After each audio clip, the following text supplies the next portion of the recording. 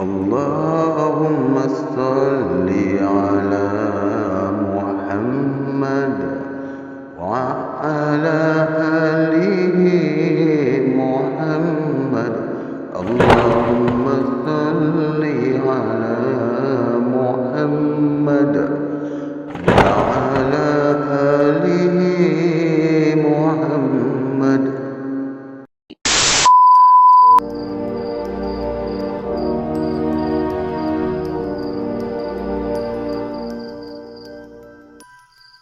Setelah diberitahu kepada Bengali, iaitu tuan rumah sewa itu, memang dia mengakui di rumahnya juga pernah mengalami kejadian demikian. Tetapi dukun sitam menasihatkan dia supaya serakkan. Serak ni mungkin serak kan kot. Tulang babi di sekeliling rumah. Semenjak dia serakkan tulang babi di sekeliling rumahnya, memang tak pernah lagi rumah Bengali itu diganggu. Takkanlah kita pun nak serakkan tulang babi, keluh Cikgu Manir kerana serba salah mahu berpindah mencari rumah sewa yang lain. Sebab itu kita pindahlah saja, desak Maimun berasa tidak selamat sekiranya terus juga tinggal di situ. Hairan juga, kenapa dia tak ganggu rumah Ustaz ya? Ujar Cikgu Manir apabila kenang ke rumahnya sahaja yang dimasuki oleh lembaga yang tidak kelihatan itu, tetapi sekadar meninggalkan bekas tapak kaki yang berlumpur. Terpaksa pula lah Maimun mencuci lantai asal sahaja gangguan tersebut berlaku. Cubalah kita panggil dukun sitam tu, lantas Kasun mengusulkan setelah diberitahu oleh Bengali tuan rumah mengenai dukun berkenaan. Apabila dukun sitam ni dijemput, memang dalam tempoh seminggu tak ada pun gangguan berkenaan. Tetapi selepas Cikgu Manir masih terdengar. Tetapi selepas tu Cikgu Manir masih lagi mendengar bunyi tapak kaki berjalan berlegar-legar di dapur. Cepat-cepat juga dia memasang lampu dapur untuk memerangkap siapakah yang berlegar di situ. Puaslah dia memerhati di sekeliling. Memang tak kelihatan siapa pun yang melangkah. Kalau dia melihat lembaga berjalan di ruang dapur, memang Cikgu Manir akan terkam tidak bertangguh. Dia ni tak takut apa-apa kalau setakat lembaga berkenaan mahu menguji dirinya. Apa sangatlah dengan lembaga tersebut yang mahu menjelma kalau nak dibandingkan dengan datuknya Pawang Midin yang boleh melompat melepasi pokok kelapa saka. Tahu sangat dia mengenai arwah datuknya Pawang Midin tu yang mampu mencekak leher lembaga halus yang tidak boleh dilihat dengan mata manusia. Tetapi dia ni tak sama dengan datuknya Pawang, asal sahaja marah memberang bila-bila dia akan bertukar menjadi harimau yang mengaum panas. Bukan panas, mengaum ganas. Seisi kampung tak akan sanggup membiarkan Pawang Midin menahan kemarahan kerana bimbang lelaki itu akan bertukar menjadi harimau yang menghambur tangkas. Dalam masa sekelip mata saja Pawang Midin akan tercangkung meneran ekornya sekiranya terlalu marah.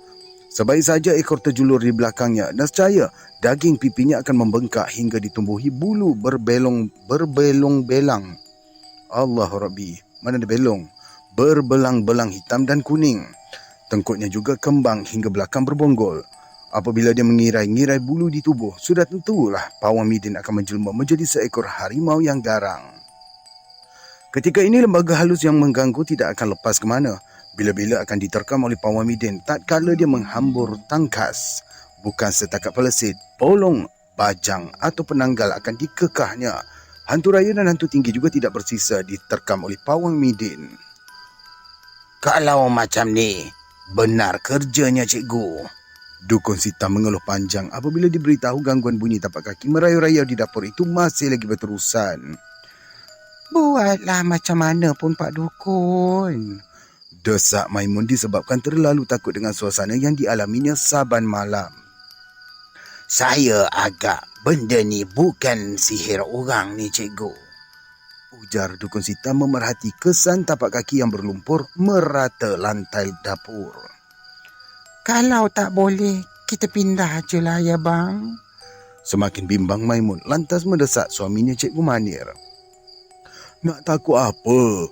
Kasan dengan Ustaz ada kat sebelah tu, gerutu Cikgu Manir masih mahu bertahan.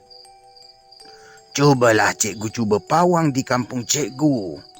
Lantas, dukun sitam menjelaskan semacam mahu mengalah. Dalam masa Cikgu Manir suami isteri gelisah diganggu bunyi tapak kaki yang merayau, Tok Haji pula berkunjung ke rumah sewa saya. Semasa Cikgu Manir berbual-bual di pintu kasan, saya beritahu Tok Haji mengenai kejadian di rumah jiran saya tu.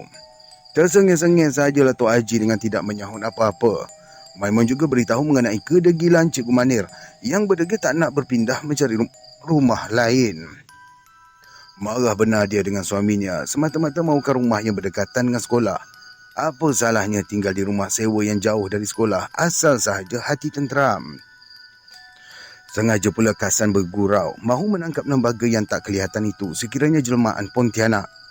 Bila-bila dia sanggup tusukkan paku ke tengkuk Pontianak yang berlubang biar menjelma menjadi wanita yang cantik. Tentu dia juga yang akan menjadi pilihan wanita cantik itu setelah Pontianak berkenaan ditusuk paku pada bahagian tengkuknya. Tok Haji tetap tersengih saja. Dia semacam tak percaya dengan kejadian yang berlaku. Apalagi, Tok Haji sengaja datang berkunjung rumah sewa saya tu secara tiba-tiba sahaja.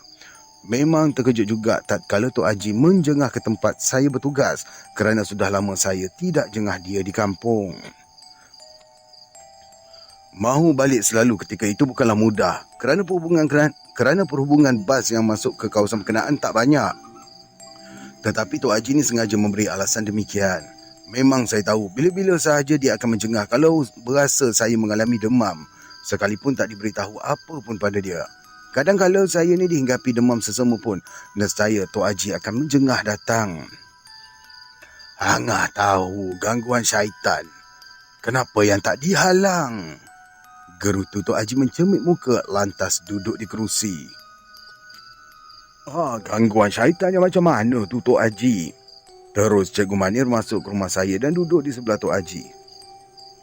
Rumah ni panas saja rasanya. Jelas Tok Haji mengimbas-imbas kain serbannya yang tersandang di bahu. Ni Angah, tak terasa ke yang rumah ni panas? Dia berpaling menatap muka saya. Ustaz ni tiap-tiap malam bangun sembahyang Tok Haji. Kasan mencelah kerana sekala dia terbangun tengah malam melihat saya solat sunat. Kasan ni bini dia salah dialog ni.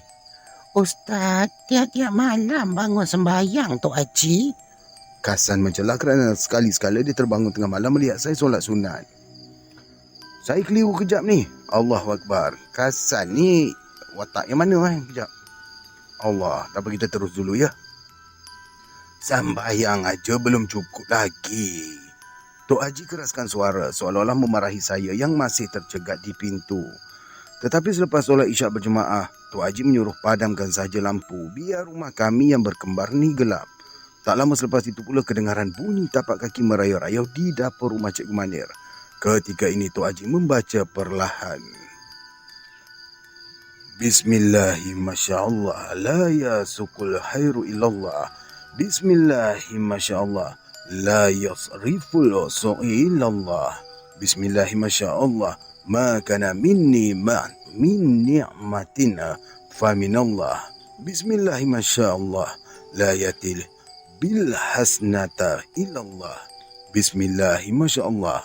La haula wala quwwata illa billah. Sekaligus Maimun terjerit. Sebaik saja lampu dipasang semula, bunyi tapak kaki merayu-rayu di dapur rumah Cikgu Manir masih lagi kedengaran. Cikgu Manir juga terkejut melihat kesan tapak kaki berlumpur. Memang merayu-rayu di atas lantai simen. Tidak bertangguh dia mahu menerkam. Tetapi segera saya halang dia menyerbu tidak menentu. Ketika ini Maimun terketar-ketar bagaikan menahan kesejukan. Kemudian Tok Haji menggamit Cikgu Amir supaya baringkan saja Maimun yang terketar. Tok Haji menyuruh Maimun beranikan hati melihat ke dalam perasaannya sendiri. Mengapa kedengaran bunyi tapak kaki merayu-rayu itu? Angah, kurung dia. Jangan bagi dia lepas. Perintah Tok Haji memberi isyarat supaya saya bertahan di bahagian dapur rumah Cikgu Manir. Memang Kasan dan Cikgu Manir terpinga-pinga dengan kejadian yang dialaminya ketika itu. Apabila Maimun merungut-rungut memberitahu melihat perempuan muda dipenuhi lumpur seluruh badan merayu-rayu di dapur rumahnya. Perempuan muda itu merayu-rayu meminta pertolongan Maimun supaya bebaskan dirinya yang terkurung tidak dapat membolos ke mana. Terketar-ketar perempuan muda itu kesejukan akibat diheret beberapa orang lelaki di tengah hujan turun yang menyembah-nyembah dalam kegelapan malam. Dia meronta-ronta dalam keadaan basah kuyup mahu melepaskan diri. Siapa pun tidak mendengar jeritannya meminta tolong akibat ditenggelami deru hujan yang turun mencurah-curah. Terkebil-kebil mata Maimun melihat saya mendekati wanita yang basah kuyup terkurung di ruang dapur itu, memberitahu mengenai kejadian dia diheret beberapa orang lelaki sewaktu suaminya keluar berniaga.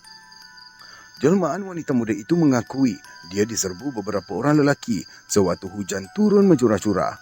Kenal sangatlah dia dengan Mak Labak yang berdendam setelah pinangannya ditolak. Sebab itu Mak Labak tidak berputus asa akibat dirinya diejek oleh keluarga Raunah. Marah benar Mak Labak apabila Raunah dijadikan isteri kedua oleh Malim Kamas yang berniaga kain. Lantas saja Mak Labak menuduh tentulah keluarga Raunah banyak berhutang kain sampaikan sanggup menerima Malim Kamas menjadi menantu. Mak Labak tidak akan berdendam sekiranya Raunah berkahwin dengan anak teruna. Tetapi apabila kena dikahwinkan dengan lelaki yang berumur dan sudah beristeri, Mak Labak merasakan dirinya terhina. Bukan mudah dia mahu menewaskan Malim Kamas kalau setakat mahu merampas Raunah secara berdepan. Tentu Malim Kamas ramai pengawal-pengawal yang sentiasa mendampinginya. Lama dia menunggu peluang apabila Malim Kamas berniaga meninggalkan kampung. Barulah Mak Labak dapat mengajak kawan-kawannya membolos masuk ke rumah Raunah tatkala hujan turun mencurah-curah. Disebabkan Raunah melawan dengan rontakan kuat, menyebabkan keris di pinggang Mak Labak dapat disentapnya. Tidak bertangguh, Raunah meradak rusuk Mak Labak yang menyebabkan mata keris itu mengguris kulit. Marah benar Mak Labak apabila terasa rusuknya pedih disinggahi mata keris. Dalam keadaan terlalu marah itu, Mak Labak mencekak leher Raunah dengan tangan dikilas ke belakang. Tetapi Raunah tidak mahu mengalah sekalipun kawan-kawan Mak Labak merentap kuat rambutnya. Di tengah hujan turun mencurah-curah itu, Raunah tiba-tiba lembik tidak bertenaga. Minta maaf kalau ada bunyi bising sikit. Budak-budak bermain kotak. Budak-budak tengah bermain kat luar ni. Ketika ini Mak Labak menyedari wanita itu sudah tidak bernyawa akibat dikeronyok ramai-ramai. Dalam keadaan yang serba salah, Mak Labak bersama kawan-kawannya mencampakkan mayat Raunah ke dalam lumpur selut di tengah paya. Sewaktu Malim Kamas balik dari berniaga, baru seisi kampung menyedari Raunah tidak ada di rumahnya. Puaslah Malim Kamas ni mencari ke merata kampung, namun dia tak menemui isterinya. Tidak lama selepas itu, orang kampung menemui mayat Mak Labak tergantung di pokok cenderai dengan kesan dicakar pada bahagian mukanya. Mereka menuduh tentulah Mak Labak ni dikerkah kuku Pontianak yang menunggu di pokok cenderai berkenaan. Selang beberapa hari saja, seorang kawan Mak Labak pula ditemui mati dengan kepalanya tertumus ke dalam selut lumpur di tengah lopak sawah.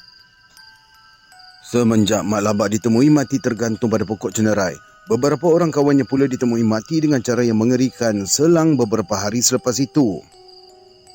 Sampaikan 8 orang kawan-kawan Mak Labak ni mati tergantung ataupun tertumus di dalam selut lumpur ditemui oleh orang-orang kampung yang menyebabkan mereka ni tak dapat mengetahui ke mana Raunah dibawa oleh mereka. Dan sememangnya orang-orang kampung mengesyaki yang Mak Labak ni bersama dengan kawan-kawannya telah membunuh Raunah. Sebab tu, jelmaan Raunah ni membalas dendam hingga kan kesemua 8 orang kawan-kawan Mak Labak ni juga dibunuh. Tetapi mereka tak tahu dekat mana mayat Raunah disembunyikan oleh Mak Labak bersama dengan kawan-kawan dia. Raunah tidak membunuh Mak Labak, bergetar suara wanita muda itu yang masih dalam kesejukan akibat seluruh badannya berlumuran dengan lumpur selut. Tetapi getaran suara Raunah sekadar didengar oleh Cikgu Manir dituturkan oleh Maimun. Terkejut juga Cikgu Manir dan Kasan apabila diberitahu oleh Maimun mengenai Raunah mengakui yang dia tidak membunuh Mak Labak. Dah pula, siapa pula Raunah dengan Mak Labak tu? Segera Cikgu Manir mendesak isterinya yang masih terpinga-pinga tak menentu. Aku tak mahu bercakap dengan awak, sahut Maimun keras mencemik muka. Aku ni nak bercakap dengan ustaz ni lah, tuturnya sayu menahan kesedihan yang amat menusuk. Cakaplah apa yang terbukit di hati kamu. Segera Tok Haji mengingatkan dia, kemudian membaca Al-Fatihah 3 kali diikuti dengan doa. Di sini ada doanya, saya skipkan ya. Apabila angin bertiup kencang, Raunah menjadi bertambah takut akibat malam di sekelilingnya gelap gelita. Sekali-sekala kilat memancar dengan gurau yang berdentam. Dia terkial-kial mencari tempat berlindung. Bimbang benar Raunah diterjah petir yang bergema di udara seperti mahu menerjah mangsa. Toh Haji, lindungkanlah aku daripada petir tu. Maimun yang menekuk muka sama seperti Raunah yang terkurung di tengah kegelapan malam. Mana ada petir masa ni? Cikgu Manir mengejek kerana tidak terdengar langsung dentaman petir di situ. Awak tu apa tahu, perut diisi dengan nasi aja. Sahut Maimun mencebik bibir.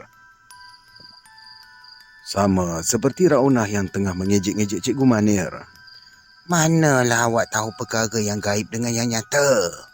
Marah benar Raunah apabila diejek Cikgu Manir. Segera saya memberi isyarat kepada Cikgu Manir supaya berdiam diri sahaja. Kerana saat ini bukanlah berhadapan dengan Maimun, tetapi jelmaan Raunah yang terketar-ketar akibat basah kuyup. Raunah menatap muka saya dengan keadaannya muram, tak dapat melepaskan diri dari kurungan. Cukuplah dendam kamu tu Raunah. Saya mengingatkan Raunah semakin rusuh yang tidak menentu. Mak Labak yang membunuh tu Ustaz. Ujar Raunah ketakutan akibat kilat memancar di udara. Aku ni tak bunuh dia, percayalah. Teresak-esak dia menangis kerana dituduh menyebabkan Mak Labak dan kawan-kawannya ditemui mati dalam keadaan yang mengerikan. Dunia kamu bukan di sini. Baliklah ke tempat kamu Raunah.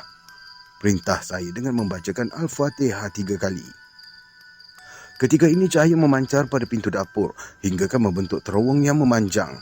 Lantas saya menuding jari ke arah cahaya seperti terowong itu supaya Raunah masuk ke situ. Perlahan-lahan Raunah mematuhi perintah saya terus masuk ke dalam cahaya terowong yang memanjang. Dia hilang di situ laksana ditelan kabus memutih. Semenjak kejadian itu, Maimun tidak lagi bimbang ketika mendiami rumah berkenaan. Sekalipun hanya satu malam saja Tok Haji bermalam di rumah saya. Memang saya dapat mengagak yang Tok Haji menjengah saya ke situ disebabkan gangguan jelmaan Raunah yang dicampakkan oleh Mat Labak ke dalam selut paya. Dia tidak dikebumikan dengan sempurna hingga terbiar di tengah paya berkenaan. Memang penggali tuan rumah itu juga mengakui yang tapak rumah sewa itu sebelumnya adalah paya tebarau yang sudah dikambus. Berlori-lori dia dapatkan tanah kambus semula paya tersebut. Dia kambus balik. Setelah dikambus habis, dia bina pula beberapa buah rumah papan berkembar untuk disewakan. Ketika itu sewa rumah sekadar RM15 sahaja sebulan di daerah berkenaan. Itu pun tak semua rumah sewa Bengali itu didiami, kerana mereka yang bekerja di daerah berkenaan dapat tinggal di kuartus.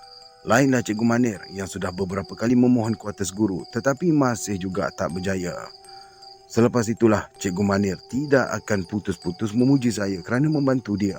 Kadang-kadang saya sendiri berasa malu kerana tak sepatutnya menerima pujian demikian. Memang saya ingatkan Cikgu Manir bahawa segala puji itu hanya kepunyaan Allah sahaja. Apabila emaknya Uda Sainah dimasukkan ke hospital, Cikgu Manir sudah berpindah ke kuartus guru. Sengaja dia menjemput saya datang ke rumahnya disebabkan emaknya berulang kali bertanyakan tentang saya. Kalau atuk dulu, takkan dia benarkan bawa Uda ke hospital ni? Jelas Uda Sainah sebaik saja saya datang menjengah dia di kuartus guru. Saya ni tersengih-sengih memandang dia. Seronok juga saya apabila Uda Sainah beritahu mengenai datuknya iaitu Puan Wamidin hanya minum air akar-akar kayu sahaja untuk dibuat ubat. Tak pernah Puan Wamidin mengidap sakit lelah hingga tercungap-cungap.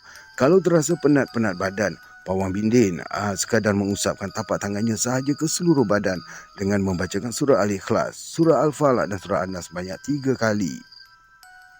Bangga sangat Uda Sainah apabila sebut mengenai datuknya Pawang Midin itu. Tatkala bidan Ibun mengadu sakit lelah akibat sejuk tengah malam, Pawang Midin sendiri yang masuk ke dalam hutan. Dia mencari pokok daun telinga beruk itu yang melilit pokok-pokok besar. Air yang bertakung dalam daun geliga beruk itu dibawa balik disuruh minum pada bidan Ibun. Dia juga bantu dukun Ibun mencarikan akar kayu sekiranya ibu baru bersalin memerlukan air akar kayu. Puan Wamidin tahu mengenai akar kayu untuk buang angin, memecahkan darah beku dalam urat, memulihkan tenaga dan mengelak terkena merian. Merian apa ni? Macam royan. Memang bidan Ibun harapkan Puan Wamidin sahaja kerana dialah satu-satunya yang mahir mencari akar-akar kayu di hutan. Apalah salahnya ke hospital kalau cepat sembuh kan udah. Ujar saya memujuknya supaya tidak menyalahkan Cikgu Manir sangat. Salah tu tidak, tapi kalau bukan penyakit hospital macam mana? Gerutu Uda Zainah kesal kerana Cikgu Manir terburu-buru membawanya berubat ke hospital. Berubat, di mana-mana pun samalah Uda. Saya tersengih-sengih. Saya tersengih-sengih memerhatikan gelagat Uda Zainah yang sudah mendesak Cikgu Manir supaya menghantar dia balik saja ke kampung. Mak kata, nak jumpa ustaz dulu. Sahut Cikgu Manir mengusik. Bukan ke mak yang nak jumpa ustaz sangat sebelum balik ke kampung. Dia memerangkap emaknya supaya tidak berdalih sangat mahu cepat-cepat dihantar balik ke kampung dalam keadaan penyakitnya yang memerlukan rawatan. Terdiam Uda Zainah. Memang dia sendiri sudah beberapa kali pesankan kepada Cikgu Manir mahu bertemu dengan saya. Sewaktu dimasukkan 3 hari ke wad, memang saya tak sempat mahu mencengahnya. Kebetulan pula saya juga balik ke kampung apabila diberitahu mengenai Tok Haji uzur sejak seminggu. Apabila saya balik semula ke daerah itu, Uda Zainah pula baru saja keluar dari hospital. Tapi nampak muka ustaz ni terasa tenang perasaan Uda ni. Tersenyum Uda Zainah memberi pengakuan. Sebab itu sengajalah saya tanyakan dia mengenai arwah datuknya Pawang Midin yang dikenali seisi kampung sebagai Pawang terbilang. Mudah saja Uda Zainah mengalah kalau sebut mengenai jasa Pawang Midin yang tidak boleh dilupakan oleh orang-orang kampung.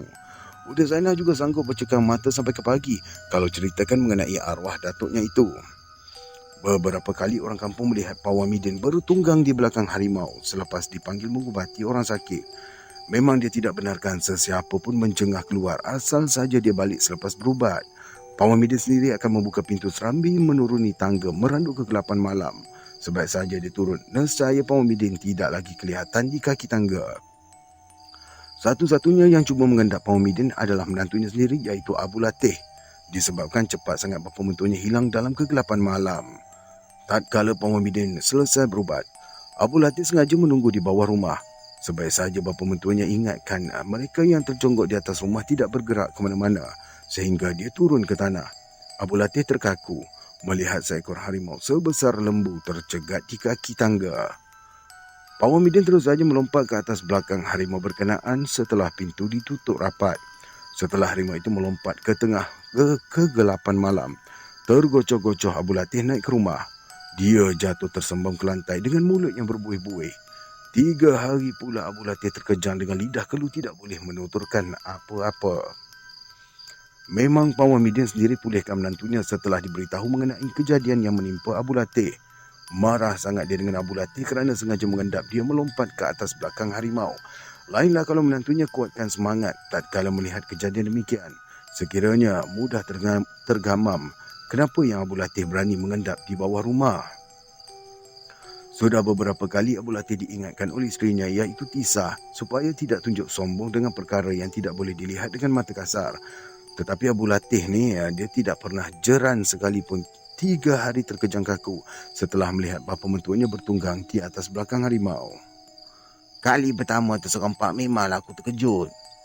Sengaja Abu Latih bergurau dengan isterinya Tisah. Kau tengoklah nanti, sekali lagi aku jumpa, memang aku pula yang bertunggang. Dia menambah dalam ketawa yang memanjang. Selang 3 hari sahaja, Abu Latih tunjukkan sombong di hadapan isterinya. Dia terkejut apabila melihat seekor harimau tercangkung di bawah pokok kekabu, lorong yang ke sungai. Semasa dia mahu mandi di sebelah pagi, tatkala turun dari rumah menuju ke sungai meranduk kabus tebal pagi berkenaan, Abu Latih tak percaya.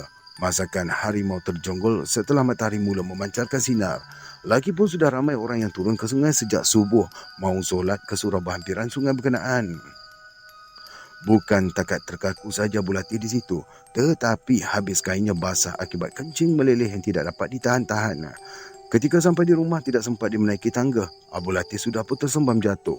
Tangannya sahaja terkapai-kapai memanggil isterinya Tisah. Memang Uda Zainah terkekeh ketawa apabila kenang kesombongan suami sepupu emaknya itu. Sejak muda lagi, seisi kampung tahu mengenai Abu Latih yang suka temberang di mana-mana. Disebabkan temberangnya yang tidak berhenti-henti itulah, dia terkaku apabila terserempak harimau jelmaan Pawang Midin. Sengaja saya melayani sahaja Uda Sainah untuk menceritakan mengenai mak saudaranya Tisah dan Abu Latih supaya tidak bosan berangguh rumah Cikgu Manir. Kalau hatinya dilayan baik, tentu dia tidak tergesa-gesa mendesak dihantar balik ke kampung. Dia ni sanggup menunggu beberapa hari di situ, asal sahaja saya sanggup mencengah dia. Dalam masa Uda Sainah kenang masa silam Pak Muhyiddin itu, perlahan-lahan saya bacakan. Di sini ada doa yang saya cuba baca ya.